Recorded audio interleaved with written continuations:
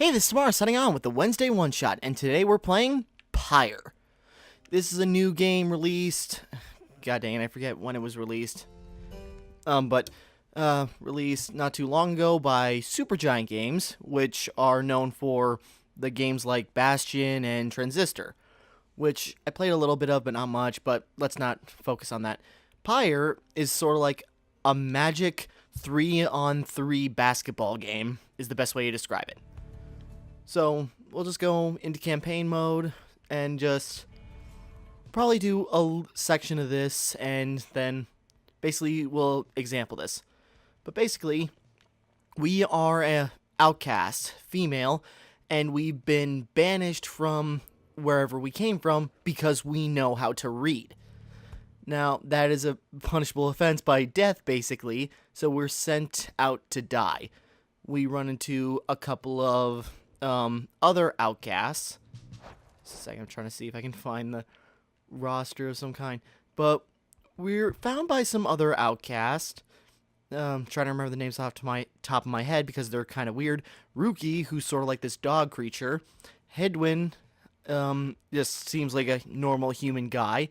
And Jordiel, a big, burly, horned demon girl. And basically what we do is we got this cool wagon. We got stuff. It's upgraded quite a bit to do like seafaring stuff. And it's just relics from certain stops in the campaign. But basically we are traveling across the world, following the stars in order to find our way back home. And in order to do that, we have to play in these games, basically, called rights, where it's basically a competition to see if you're worthy enough to carry on. So basically in the campaign mode, we just go place to place and just see what unfolds. Like, okay, we have our minstrel, and basically we gotta choose paths. Now, I guess there's none here, but you choose a path, and depending on which way you go, there's probably a benefit or a detriment to that decision. Like maybe you go, like, okay, trying to think of a quick example, but in a section before this, it was like this really creepy and depressing area, and basically what happened, you could go two ways. One was a fast way out of the like the creepiest part of the forest, or but it was the fastest way out. But if you took the long way through and traveled deeper into it, you could get some items or other things, but at the cost of a stat that makes your characters come back slower. Well, I guess I'll get into that. Okay, we got Jordiel, blast that little bird. Now this, Jordiel's upset because we just hired a new bird girl kind of thing into our ranks.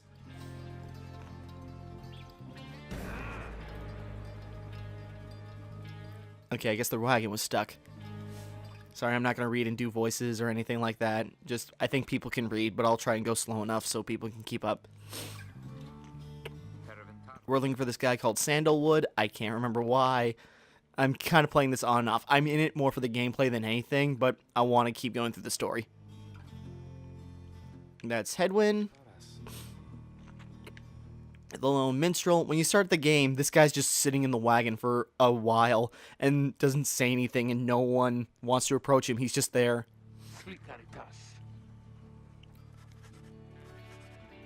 Alright.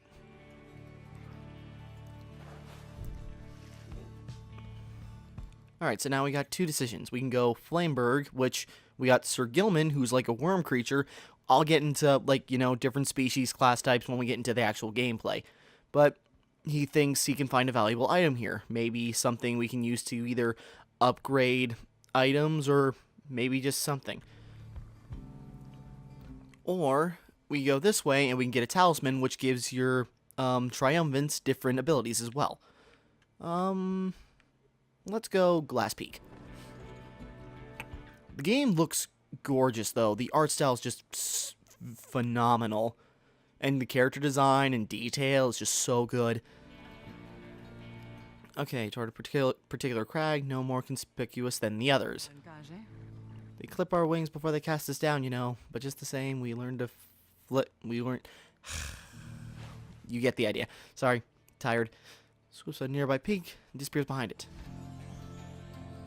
And we got an item. We're known as the Reader because we can read. We got a cursor for this. I'm playing this on the PS4, but we have a cursor we can control. And if you go over certain highlighted items or words and text, you can get like details about it. Or under certain things, you can get extra lore and other details. So that's really nice. This is a really good way to, like, if you want to dig into the lore, you can. I haven't even read what this does. Afterbearer banishes an adversary spawn a moon drop, which briefly grants infinity stamina. That's a pretty good one. Okay, I'll probably equip that. But moving on, there goes a little wagon.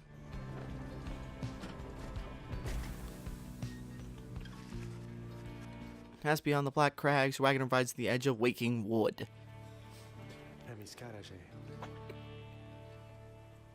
Okay, so sandalwood isn't here.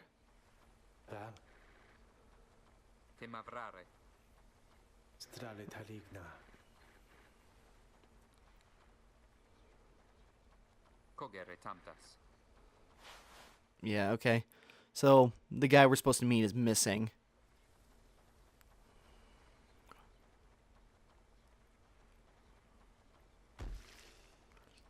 Alright. So we got to get there because that's where we have to go to get to our next right. So, well, let's see.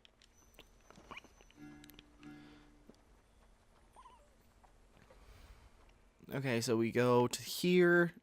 A higher chance of finding sandalwood, basically. Oh. Or where he once lived.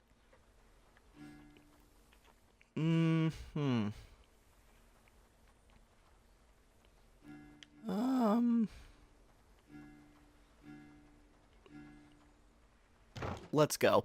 Let's go there. This is where the guy apparently studied the rites. Maybe we can learn something even if he's not there.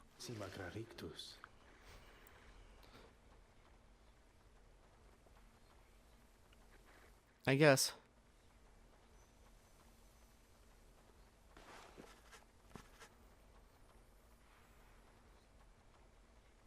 Aw.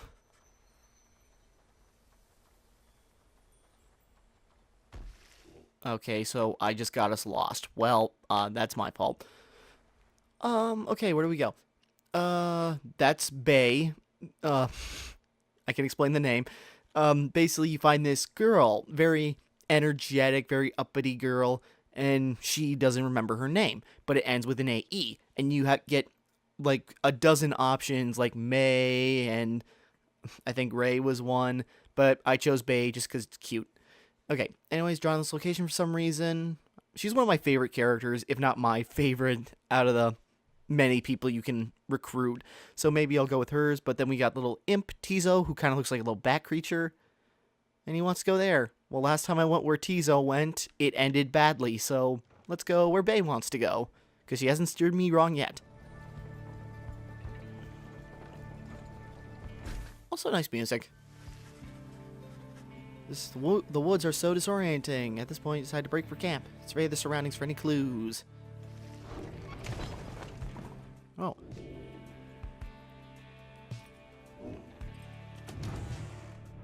Let's go check out the wagon a little bit, because there's a bunch of stuff. Again, there's a couple of items and stuff from past missions or things you just find.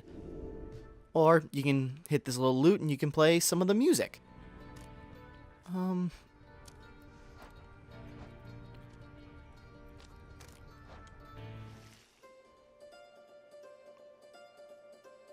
Oh, that's a good one.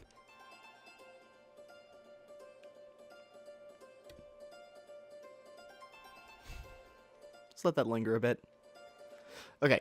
Otherwise, we got our Book of Rites, which is basically explaining how the rites work, and we'll get into that. But otherwise, it just gives you lore about the land and the world and everything like that. This is our constellation map, and we're following the stars. I can't remember where we're at right now. But, yeah. So it's just, a lot to do. Or we got this Beyonder crystal. Ooh, a scribe trial. This is perfect. Okay, the Beyonder Crystal basically summons like a phantom that we can use to improve our skills. We can do practice rites, or we can get a trial, which will give special bonuses to our triumphants. So let's do a scribe trial. This give me a little demonstration of the gameplay.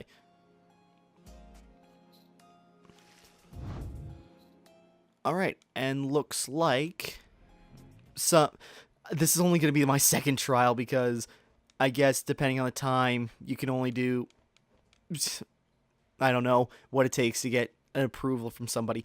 But we got Hedwin, Jordiel, Rookie, the dog creature, Bay, Tizo, little bat creature called an imp, Sir Gilman, a worm creature, and Pamitha, who we recruited, well, I recruited prior to this video, and she's like a bird person. Alright, and looks like Jordiel's got a mission. What we got here is we got masteries. As you upgrade their level, or alignment, you can get up to 4 skill points that you can apply into 2 separate trees, and they give you different stats depending on, what do you want to go for. But we'll get into that. Or there's talismans. Okay, let's summon and just do this thing.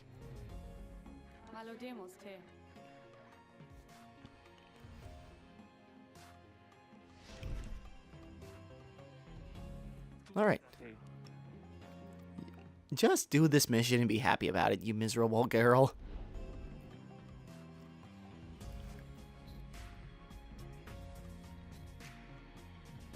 Yep, okay. Well, I can't even say that. There's many different types of characters you can play as, all with different abilities. But here we go. This is basically the right, or basically, example of it. These are special missions that change up the rules a little bit as a challenge.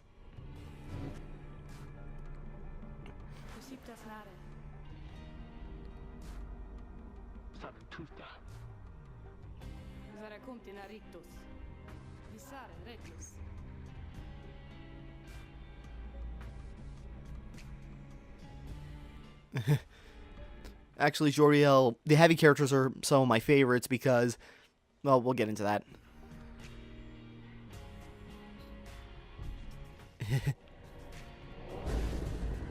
Okay, we're playing against... Okay, I guess I can't explain. But basically, we have the circles around us are auras. And what our auras do is they allow us to use different abilities. We can attack or use different abilities. Uh-oh.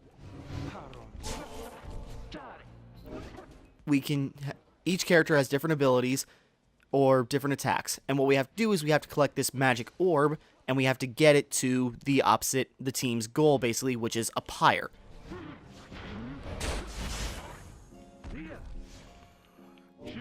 And we have different abilities. We got... Oh. Ah, darn it.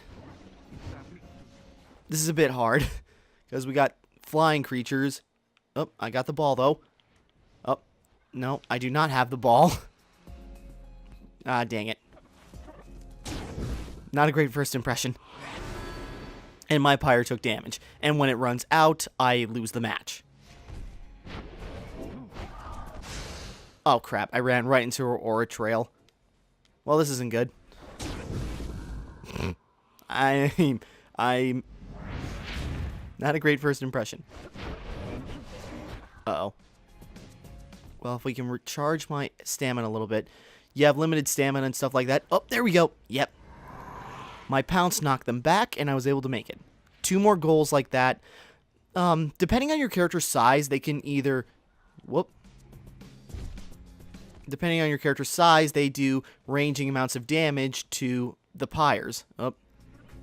I guess they won't fall for it again, but I think I can. Gotcha.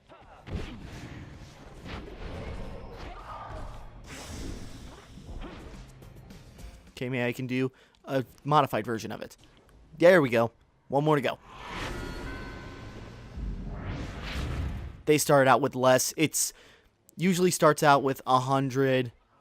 Dang it.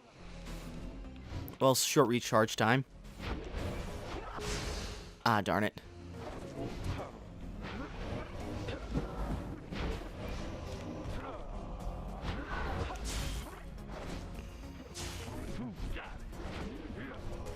Uh-oh. There's a whole bunch of different types of stages with either changing environments or like this where we can't block, or we have to go around these kind of like glyphs and stuff. Whoop. Except the bird people can fly over it. Okay, come on. If we just time this right. Oh, we dropped the ball. Literally. Give me the ball. Oh, we got an opening. We got an opening. Yes! Okay.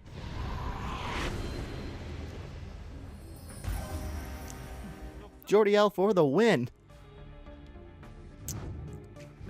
We'll get into a 3-on-3 game in probably a little bit. Are you satisfied now, Wraith? I hope so. Aw, she's not.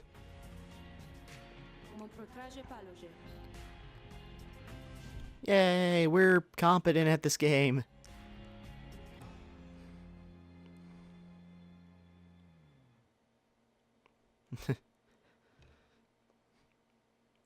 So yeah, every character has their own goals, their own motivations. Like, Ruki seems to owe a big debt to somebody, and supposedly his family's rich, but we don't know for sure. And, Jordiel has grudges, and there's some kind of grudge between the demons and the bird people, which I forget what the bird people are actually called, but you get the idea. There's a lot of lore to this game that I'm sure is really interesting. I just haven't put the time into actually learning it. A Solomon's Horn. That's the unusual. Okay, so that increases her other abilities. Okay, so that's a nice little perk, in case we want to use it for her. Alright. That's a nice little thing to do. Alright, let's sift through the ashes. There's Bay. Okay, so apparently, I'm guessing she's talking about sandalwood.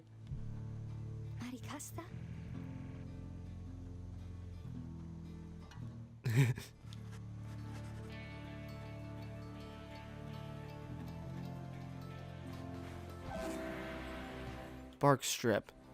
Sold at the slug market. Oh, fun. Come to Cinderroot S. Oh, okay. Read the extra text. I can assume so.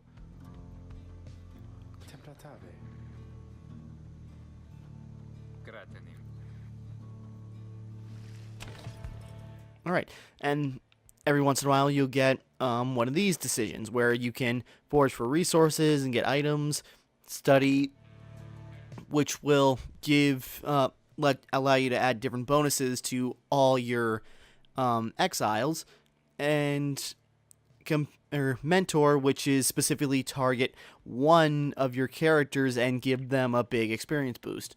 I usually keep studying in private because it gives everyone bonuses in the end, so. Booker writes, because I already used 2 of these to increase quickness by 2, so increases their movement speed. We got hope, which reduces how long they're banished after they score a goal or killed. If you hit an enemy with your aura or vice versa, you are banished for a time, and hope decreases their recharge speed. Or if you jump in the pyre with your character, well, I suppose I'll re-explain that. Or this increases the size of your exile's aura, and that sounds pretty good. So we'll do that.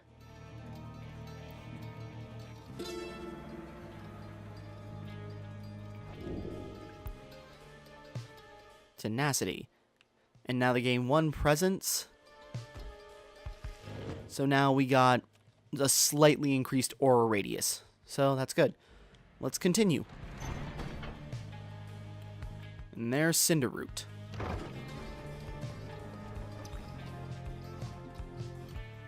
We're getting there. Oh, see some creepy eyes to the left. Arrive in the outskirts of Cinderroot, and sandalwood is nowhere to be found. And everyone's getting a little nervous about it. Oh, Tizo spotted something.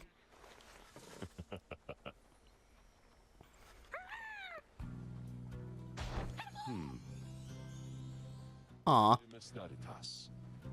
Wooden man, sorry.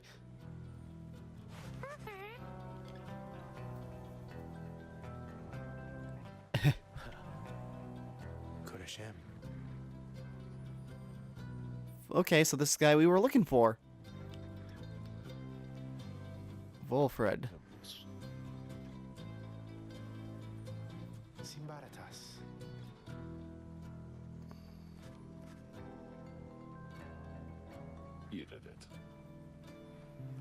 He doubts us.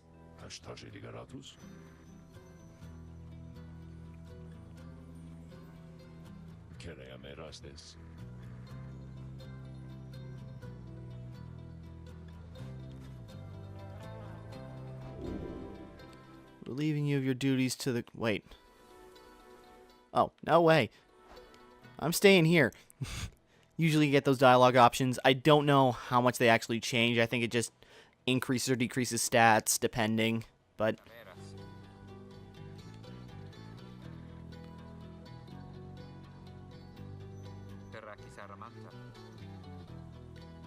yeah. Yeah, we're pals. At least I hope. She's not disposable. Yeah, we want to stay involved in this.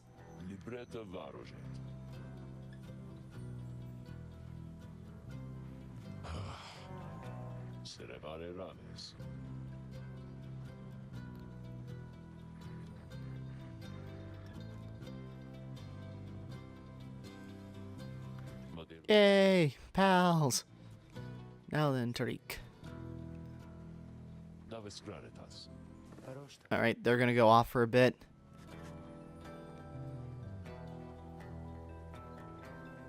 Right, it's his. Alright, so now he's part of the team, I guess. I bet we're gonna get a quick tutorial on how to play his, basically class type before we start this next battle.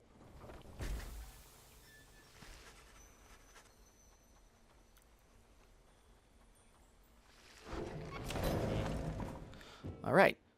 Now, before we do anything... Oh, wait. Talk to Wolfred real quick.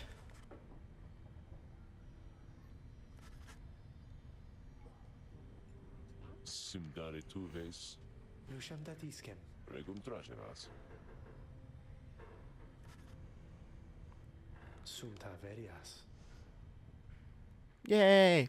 They like us.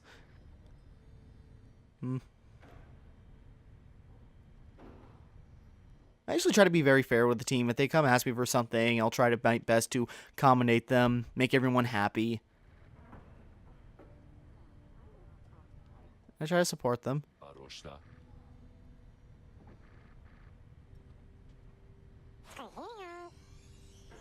I'd like to think he likes me.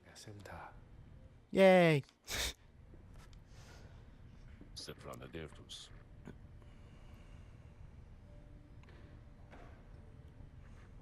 Alright, so we've got a little leeway with him.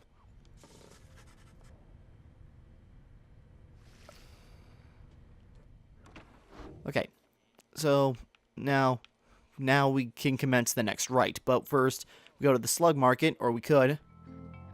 I'm just going to skip this. Sorry, but... okay, and this is where we can exchange items we have and get new ones. Other talismans. Stored. Oh. Alright, I haven't really bought an item yet except for ones that have been required, so... no, I'm not going to buy anything. So, let's commence with the rite.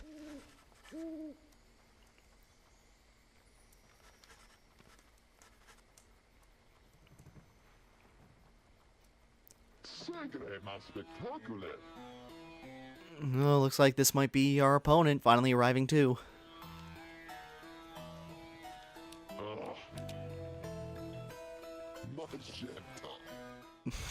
Look at that guy, very gentlemanly. H. Manly Tinderstauf. The Chastity? Okay, that must be the team name. Alright, we can always go over. Okay, so these are the aristocratic types based on that description. Suppose I should have known with that jawline. To whom am I speaking?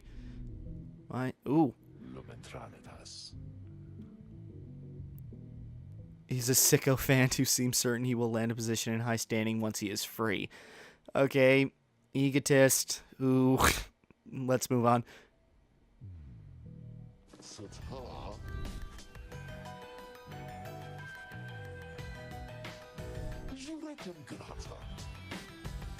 How rude.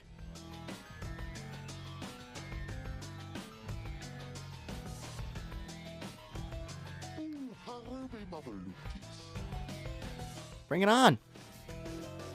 Manley bows again and wanders off into a clearing. Time to begin.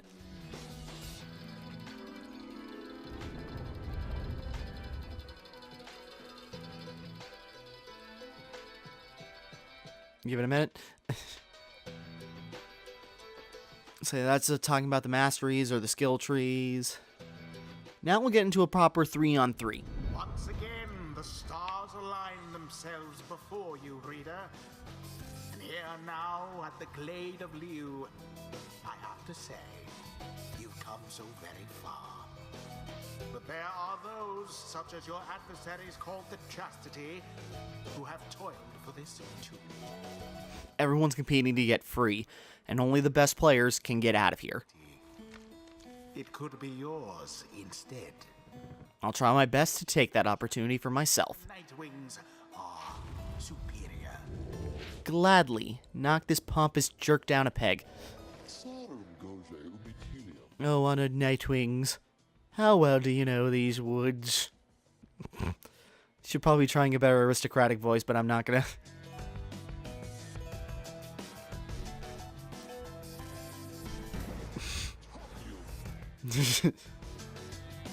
Most unorthodox.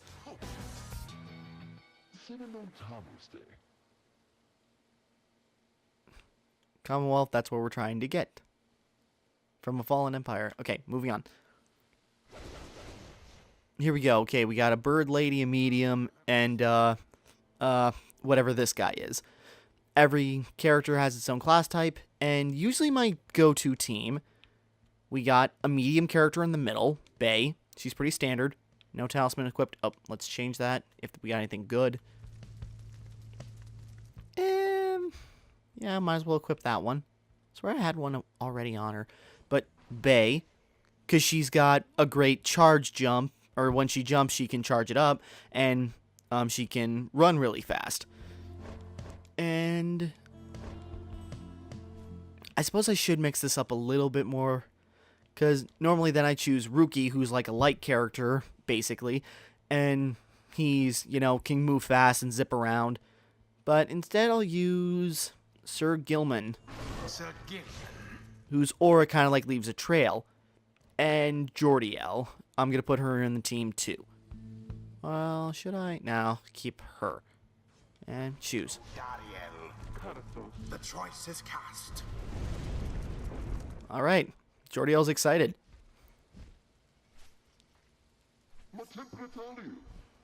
Come along, give the stars a show. Bring it on. Okay, now that we're in 3-on-3. Now, the goal... Oh, they're doing something.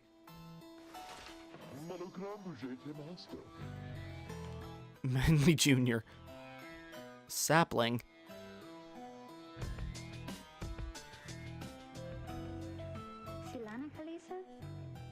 Can he be quiet now so we can do this right, maybe?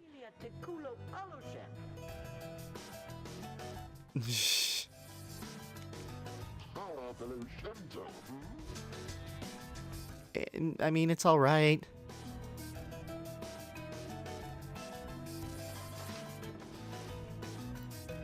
Basically, what this thing can do. Yep. Okay, basically what that class can do, I suppose, is that they can summon... Whoop. That was close. Nice. Okay, let me pause for a second. Okay, basically I guess what that can do is that they can, instead of casting a blast wave like most other classes, they summon little creatures that can create their own aura. Probably effectively doubling the range and distance. So, that's interesting. It's basically adding a fourth non-mobile player. No soiree.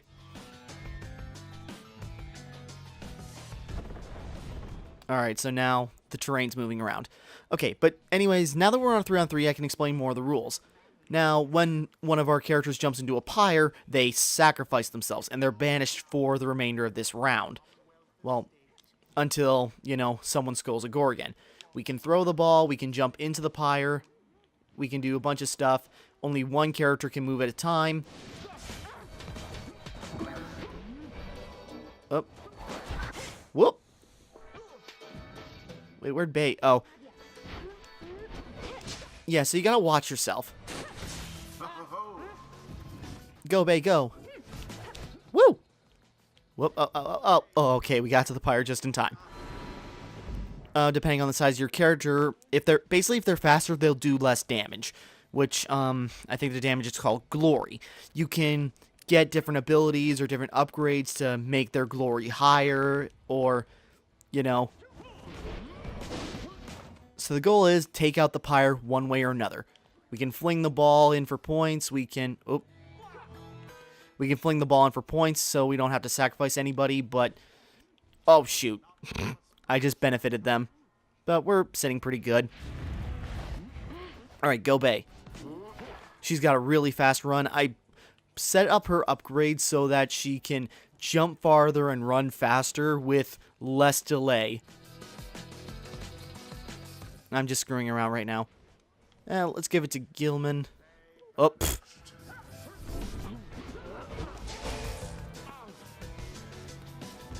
We can jump in order to grab the ball from the flying characters.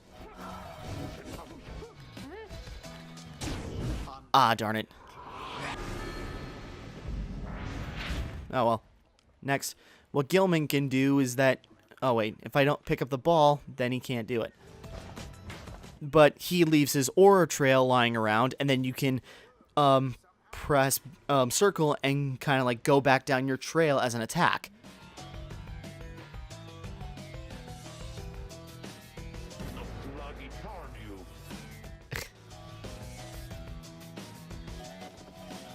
No, you shut up.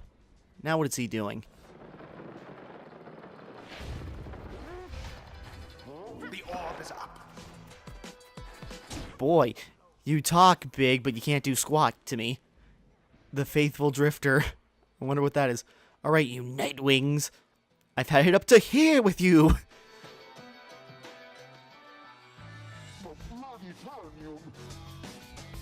I don't care if you don't, or if you're annoyed by me ignoring you. Alright, so you're just limiting the size of the playfield. Alright, Gilman, go for it.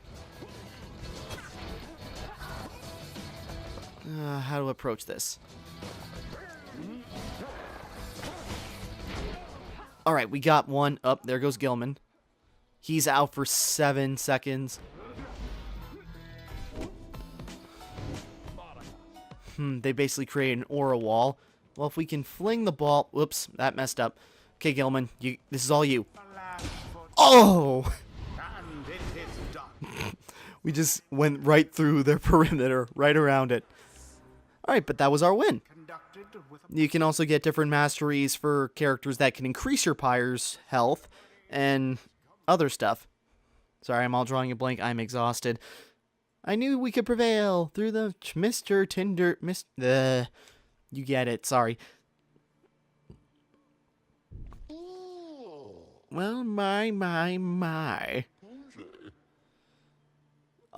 If this guy had an actual, voice actor, I would love to hear him voice, but... No, wait, that was Tom Kenny. Yeah, Tom Kenny doing, like, the voice of Scaramouche from, the new, the 5th season of Samurai Jack. That would be great. But I'm very, very, very disappointed. You scratch my back, I scratch yours, babe. And all. Instead, however, you decide to spit in my face. I want to, but I'll be nice. Now, ta-ta! always is there great. Alright, everyone gets a little experience, but obviously those who play get more. And when they increase a rank, we can pick a new mastery. I don't think anyone's going to level up this time. Well, maybe... Nope. Oh, Gilman? Yep, okay. We got someone who leveled up. This Huzzah! Our great wisdom clouds over this knight's entire consciousness. And now we can get him an ability. From the first tier, Sir Gilman and all his allies are banished. He shall return instantly. That's actually pretty useful. After Sir Gilman is banished, an adversary, one of his banished allies returns instantly. That's a good one too. But I think I'm on. Okay, and his other abilities increase the power of his slash and his aura power. While this other tree seems to focus on him moving quickly and stopping anyone from catching him. Okay. And to deal more damage if he kills people. Alright, I think we'll get this one for now. Because that's a good one. If someone jumps into the pyre, then you can... if you got one character who's banished from jumping into the pyre, you got another character, and if, you know, you use your next character and if something happens to them, then you have Gilman, or if something happens to Gilman, then he still comes back, so you can just keep going at it. And probably by the time Gilman does something, you'll probably have your next character back. Well done, my girl.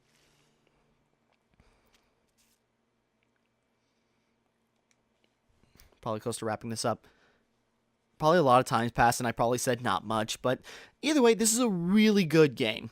I've heard a lot about it listening to Podquisition and Co-optional, hearing Jim Sterling and Total Biscuit talk about it on their podcast, and just hearing them describe it just made the game sound so great. And without having to see gameplay, it made me pick it up for $20 on any store you go to. Well, you know, PSN, Steam, Xbox.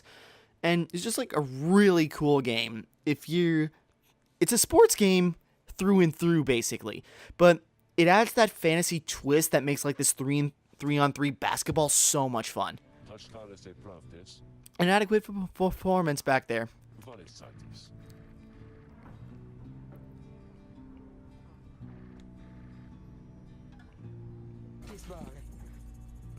High up.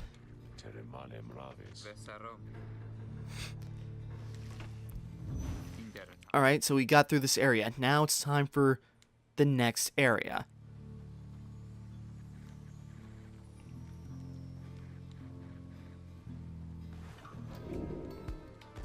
Seek your destination. Alright, basically here's our constellation map, and I think that's probably our next destination. There's a couple of places I've already been to, and I suppose this is where we go next. The Golden Star Soliam.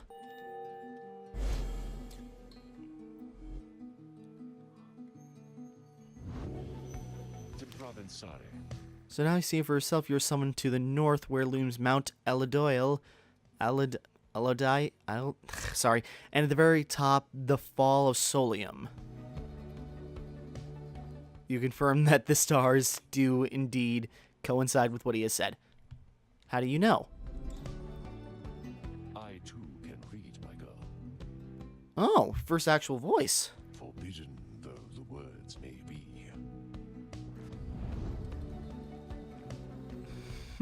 Okay, so we got another reader.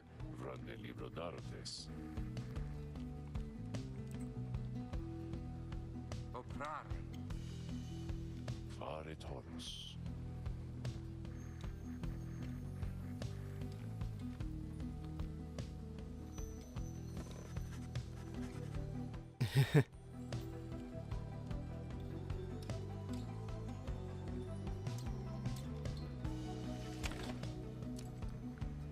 Alright, so we continue onward.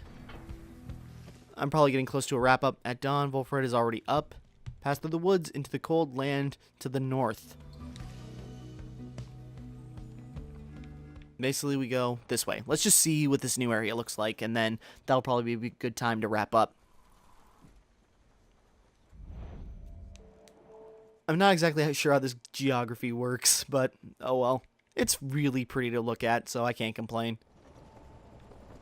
If I actually, read the lore, it might make more sense, but we'll get to that. Okay, so I think I'll stop there.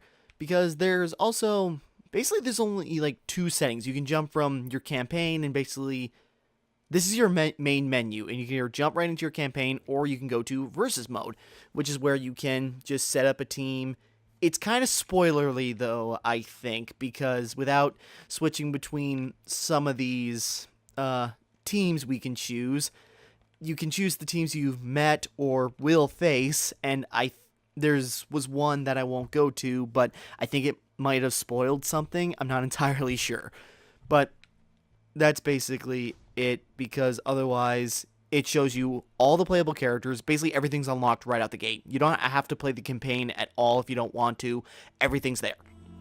But if you want to go through the campaign of story, then it's probably best to do as much of that as possible before going to versus mode, because otherwise it shows you every possible playable character. Here you may yet prove your worth. But this is where you can play the game. It's local multiplayer only. Maybe they'll add online at some point. I know it's probably going to be difficult, but we'll see what happens. This would be a great game to have with online multiplayer. But they got local for now, so that's fun. Can't wait next time I have my friends over and we can all play together, because I think they would get into this. But anyways, you got all the other possible playable characters. Here's ones we recruited. A couple of other characters. There's Manley. Here's a former ally of Gilman, and other people we fought in the campaign like Barker, which knows Rookie in some way, and more and more and more. You get a little teaso. So yeah, this is an interesting thing. I might actually do a part 2 to my one-shot and just mess around with versus mode or something, because that could be really fun.